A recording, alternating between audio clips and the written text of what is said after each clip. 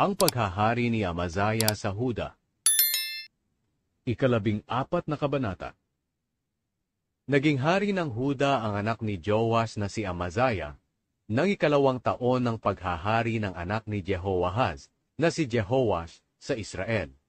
Si Amazaya ay 25 taong gulang nang maging hari. Sa Jerusalem siya tumira, at naghari siya sa loob ng 29 na taon. Ang ina niya ay si Jehoadin na taga-Jerusalem. Matuwid ang ginawa niya sa paningin ng Panginoon, pero hindi kapantay ng ginawa ni David na ninuno niya. Sinunod niya ang ama niyang si Joash. Hindi rin niya ipinagiba ang mga sambahan sa matataas na lugar, kaya nagpatuloy ang mga tao sa paghahandog at pagsusunog ng insenso roon.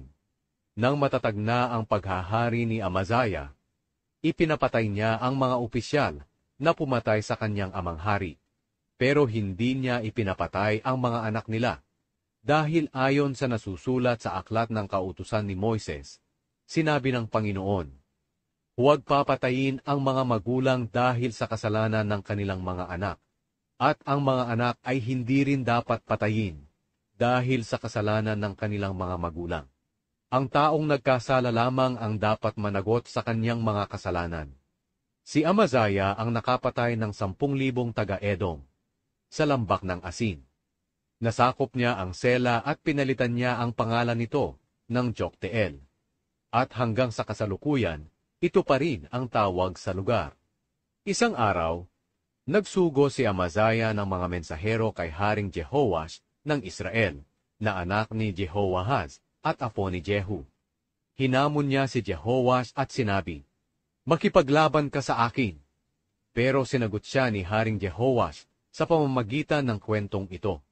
Doon sa Lebanon ay may halamang may tinik na nagpadala ng mensahe sa puno ng sedro. Ipakasal mo ang anak mong babae sa anak kong lalaki. Pero may dumaang hayop mula sa gubat at tinapak-tapakan ang halamang may tinik. Amazaya, totoong natalo mo ang Edom, at ipinagyayabang mo ito.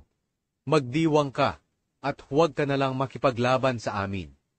Manatili ka na lang sa iyong lugar. Bakit gusto mo ng gulo na magdadala lang ng kapahamakan sa iyo at sa Huda? Pero hindi nakinig si Amazaya, kaya nilusob siya ni Haring Jehoash at ng mga sundalo nito. Naglaban sila sa Bet-Shemesh, na sakop ng Huda. Natalo ng Israel ang Huda, at ang bawat sundalo ng Huda ay tumakas pa uwi sa kanilang bahay. Nadakip ni Haring Jehoash si Haring Amazaya roon sa Bet-Shemesh, at dinala niya siya sa Jerusalem. Pagkatapos giniba ni Jehoash ang mga pader ng Jerusalem mula sa pintuan ng Efraim hanggang sa sulok na pintuan, na mga 600 talampakan ang haba. Kinuha niya ang lahat ng ginto, pilak, at kagamitan na nakita niya sa templo ng Panginoon at kabangyaman ng palasyo. Nagdala rin siya ng mga bihag pagbalik niya sa Samaria. Ang iba pang salaysay tungkol sa paghahari ni Jehoash at lahat ng ginawa niya at pagtatagumpay, pati ang pakikipaglaban kay Haring Amazaya ng Huda, ay nakasulat sa aklat ng kasaysayan ng mga hari ng Israel. Nang mamatay si Jehoash, inilibing siya sa libingan ng mga hari ng Israel sa Samaria. At ang anak niyang si Jeroboam na ikalawa ang pumalit sa kanya bilang hari. Nabuhay pa si Haring Amazaya ng Huda ng 15 taon matapos mamatay si Haring Jehoash ng Israel. Ang iba pang salaysay tungkol sa paghahari ni Amazaya ay nakasulat sa aklat ng kasaysayan ng mga hari ng Huda. May mga taga-Jerusalem na nagplanong patayin si Amazaya, kaya tumakas siya papunta sa bayan ng Lakish, pero nagpadala sila ng tao para sundan siya roon at patayin. Ikinarga sa kabayo ang bangkay niya, pabalik sa Jerusalem, at inilibing sa libingan ng mga ninuno niya sa lungsod ni David. Ipinalit ng mga taga-Huda si Azaria na anak ni Amazaya bilang hari. Si Azaria ay 16 na taong gulang nang maging hari. Muli niyang itinayo ang Elat at naging bahagi ulit ito ng Huda nang mamatay ang ama niyang si Amazaya. Ang paghahari ni Jeroboam na ikalawa sa Israel. Nagsimulang maghari sa buong Israel ang anak ni Joash na si Jeroboam na ikalawa, nang 15 taon ng paghahari ni Amazaya sa Huda. Sa Samaria siya nakatira, at naghari siya roon sa loob ng 41 taon. Masama ang mga ginawa niya sa paningin ng Panginoon. Sumunod siya sa mga ginawa ni Jeroboam, na anak ni Nebat, na naging dahilan ng pagkakasala ng mga taga-Israel.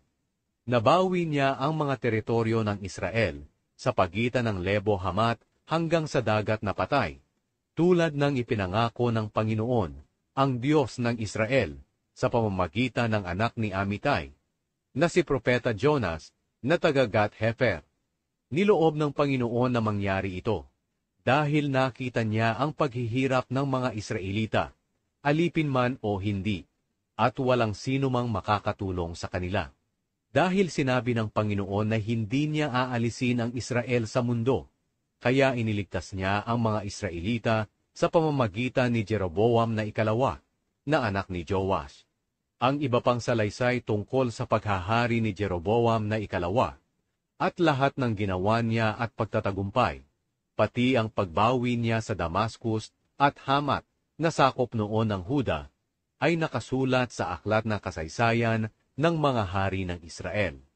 Nang mamatay si Jeroboam na ikalawa, inilibing siya sa libingan ng mga hari ng Israel, at ang anak niyang si Zacarias ang pumalit sa kanya bilang hari.